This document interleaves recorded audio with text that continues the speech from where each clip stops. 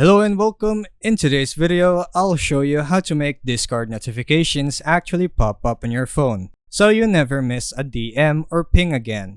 First, open the Discord app and tap Notifications at the bottom center of your screen. Once in the Notifications page, you'll see 3 dots at the upper right corner. Tap on it to open up a window. Turn on the notification options that appear. And if you want to make more adjustments, tap on Notification Settings. Turn the toggle on for the type of notifications you wish to see, like in-app notifications, those from outside of Discord, every new message in conversations, streams, highlights, and reaction notifications. Next, head to your phone settings. Go to Apps, then Discord, then Notifications, and make sure they are allowed.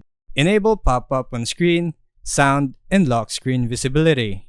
And that's how to make Discord notifications pop up on your phone. Thanks for watching.